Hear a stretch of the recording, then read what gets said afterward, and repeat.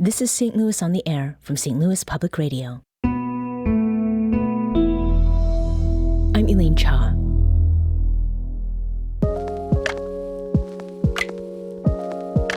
On a sunny day this past summer, Melissa and Tom Sostman were helping some friends move to a new place.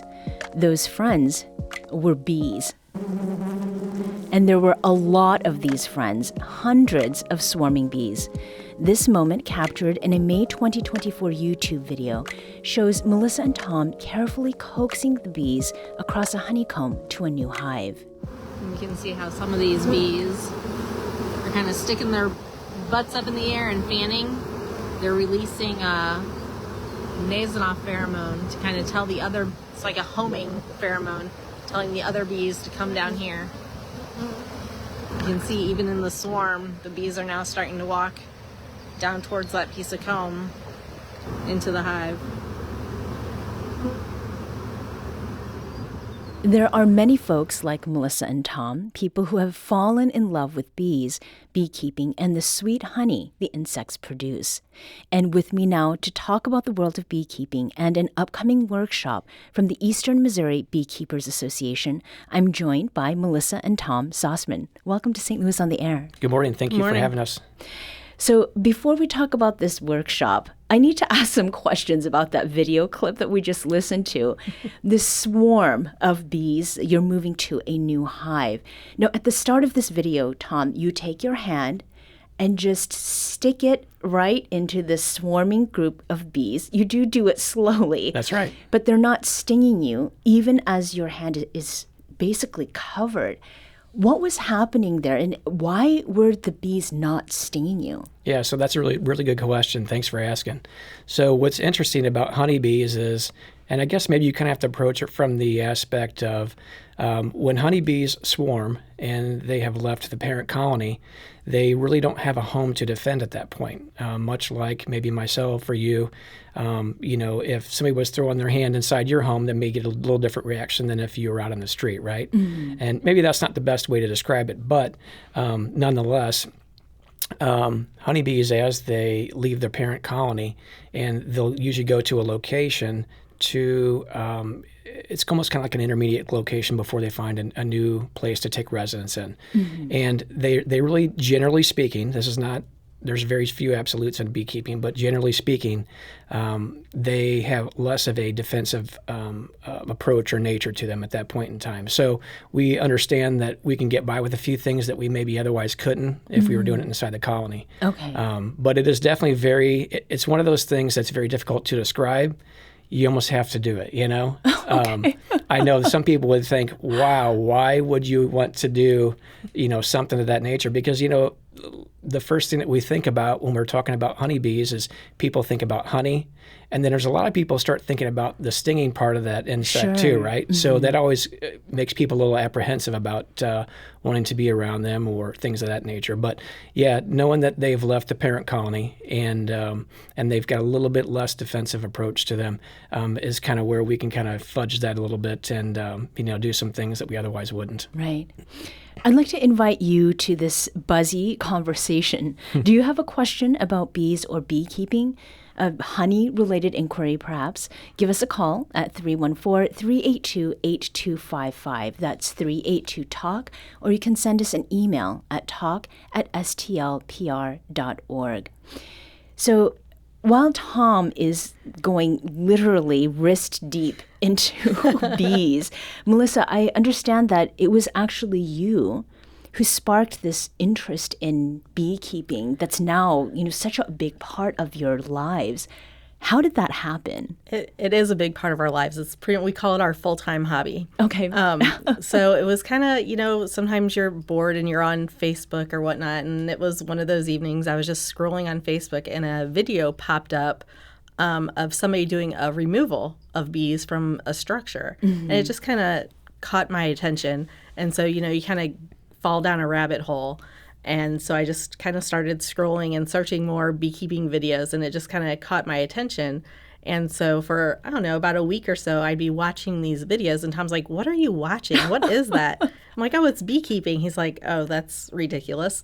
And And so I got more interested, and I kind of jokingly told him one night, I'm like, hey, we should get bees. And he's like, no way.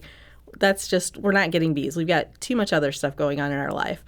But I would continue to watch these videos and kind of spout off little nuggets of information to him. And so he would start getting interested.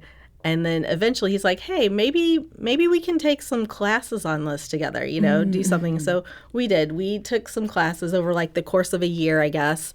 And then eventually we're like, okay, let's get like 3 hives in our backyard.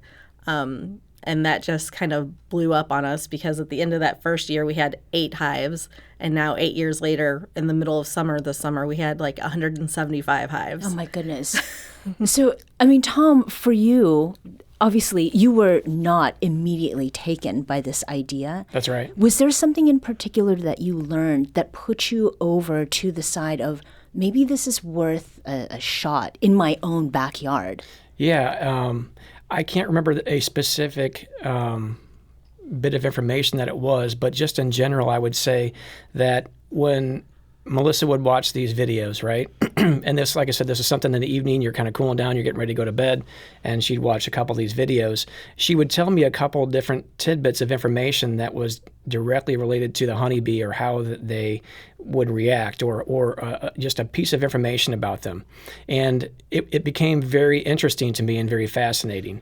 And it was almost like when I heard a little bit of information about them, I needed to know more, right? Okay. So, and that's kind of where it was. It started off as just a little curiosity. And let me start by saying I can't believe that Melissa talked me into this, okay? I can't believe this even happened. I can't believe I did either. Uh-huh. If you would have asked me 9 years ago or said to me 9 years ago, you're going to be keeping bees and all these great platforms that you're going to be working on, I would have said, no way. Yeah, I couldn't imagine, but it's been an absolute blessing, though. And what were those first hives, those first 3? What did they look like? Where did you get them, Melissa? So the first 3 hives that we got, we actually purchased bees through a local beekeeping shop here in St. Louis, Is a Bees. She's actually in Fenton off Gravois. That's right. And you can get bees several ways. We purchased a nucleus colony, which is basically a small hive, 5 frames, and we also purchased a package of bees because in a package of bees is just 3 pounds of bees shaken into a box, and you take them home and put them into new equipment because we wanted to see the difference in the growth, right, and the compare contrast of the 2 different ways that you can acquire bees. Okay. And then I think we ended up purchasing another nuke from a gentleman out in Union. Mm-hmm. Just again, so we could see the compare contrast, which way in the future we wanted to go, which was best working out for us. Mm-hmm. So getting from 3 to 7 or 8, how did that happen? We're not sure. And that's a great question to ask. No, I blame that fully on Thomas. He is, I was like, I'm happy with 3 hives in our backyard, a nice little hobby. And Tom's like, nope, I like it. We're doing more. Oh, wow. Okay. Maybe I should explain my personality. I'm a person who doesn't like to sit still. If you can keep me engaged in a good conversation or a physical activity, I'm really good. I hyper focus on things and it works out well. So because again we had 3 colonies and I was absolutely in love with doing it. It just every aspect of it was a new learning experience for us, and that's kind of where it just snowballed from there. Mm-hmm. And 3 became 8 very quickly.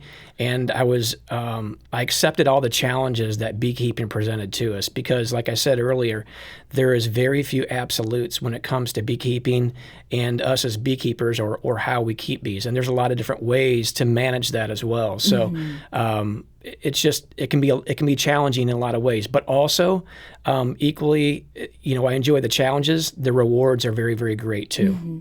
And we have David, who is calling from Florissant, to talk a little bit about the rewards that he has reaped from bees. David, welcome to St. Louis on the Air.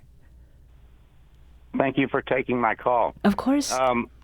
I've been involved in ornamental gardening for about 30 years, and I always am fascinated with honeybees and bumblebees. I handle them as much as I can, and I have never been stung by them.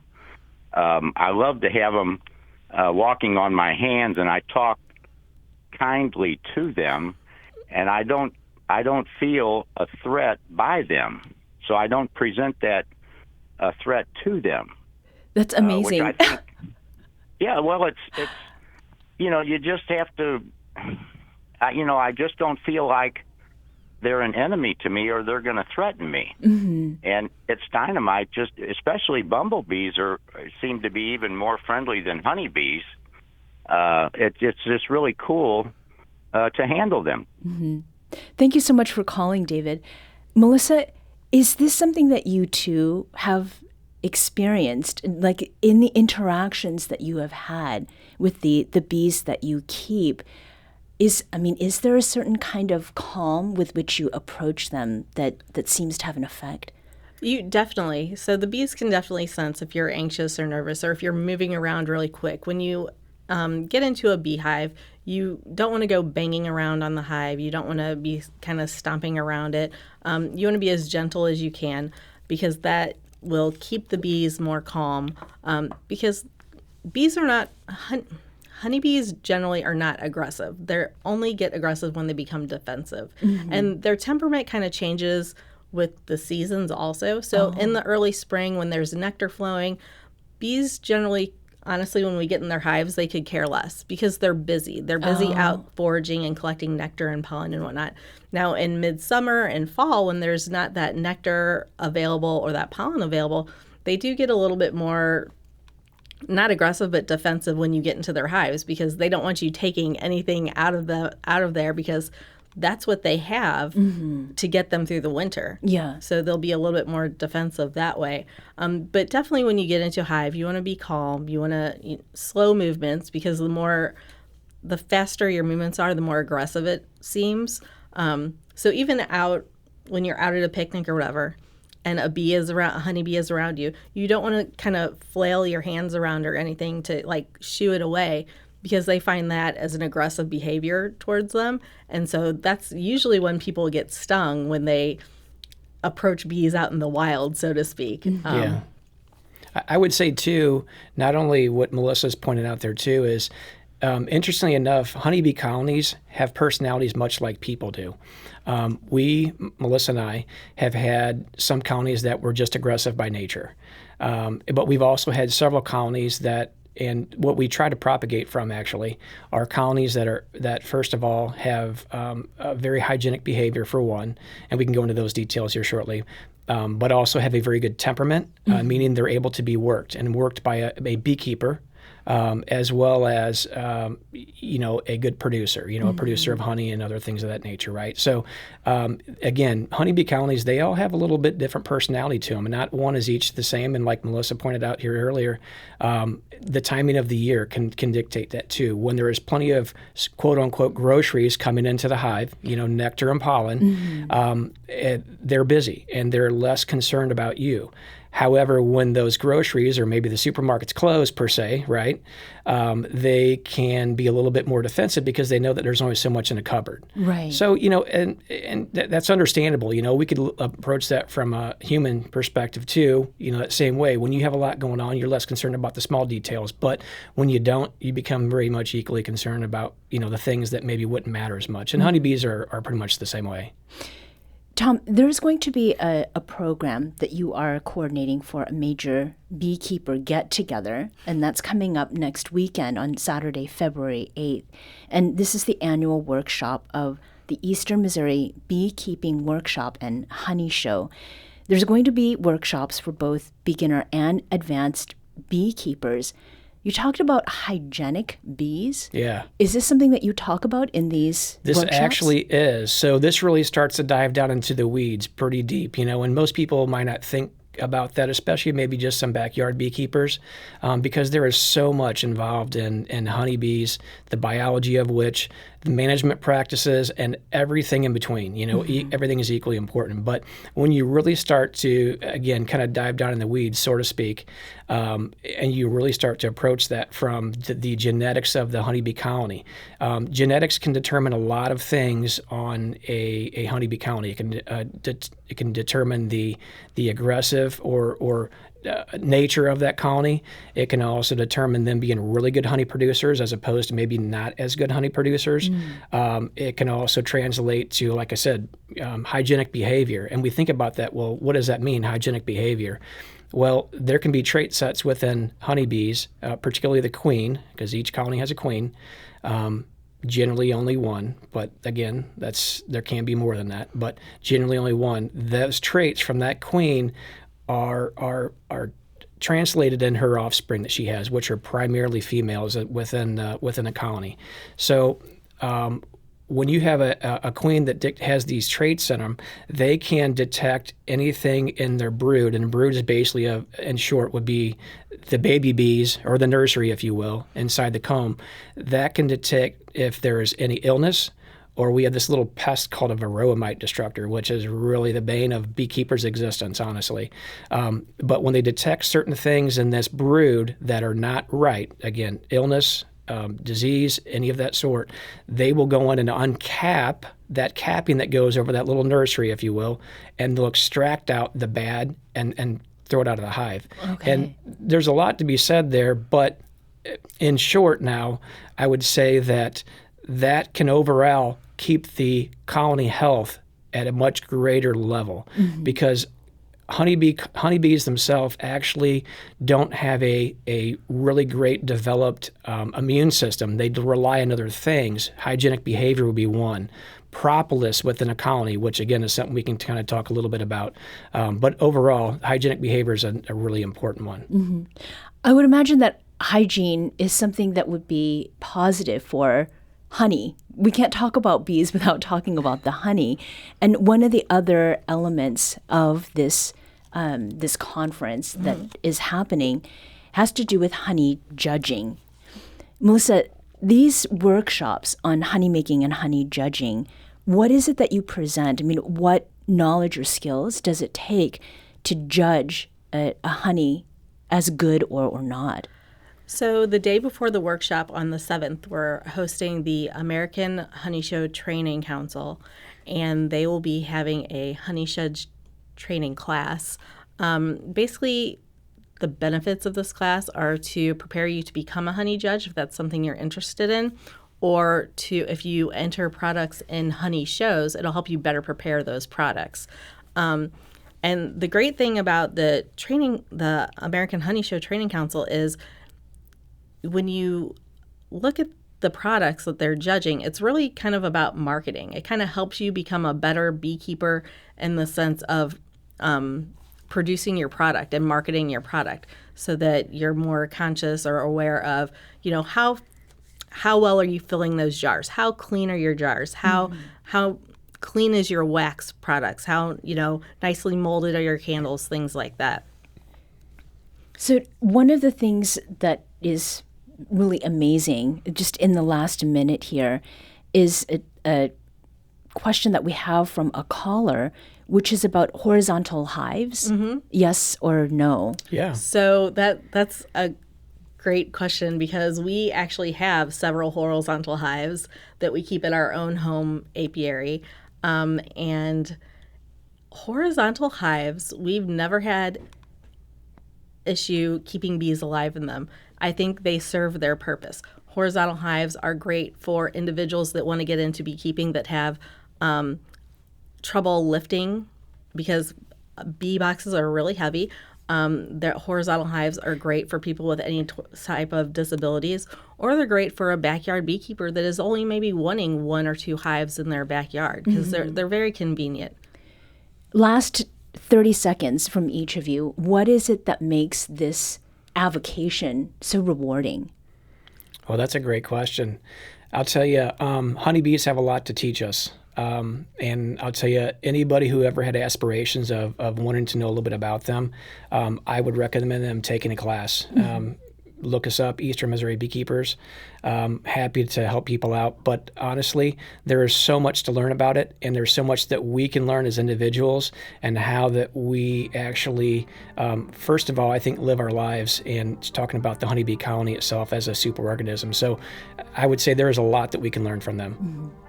Beekeeping experts Tom and Melissa Sostman are the couple behind VIA Honeybees. Melissa and Tom, thank you so much for joining us today. Thank you for having us.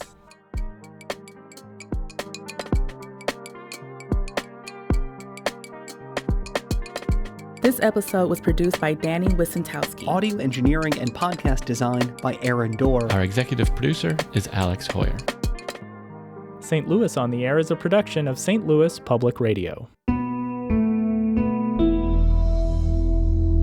Understanding starts here. Do you find yourself regularly listening to episodes of St. Louis on the Air? Suggest us to a friend you think might enjoy our conversations, and leave us a review and rating on Apple Podcasts on the App Store. It's the simplest way to help people discover our show. Thank you. St. Louis Public Radio is a member-supported service of the University of Missouri St. Louis.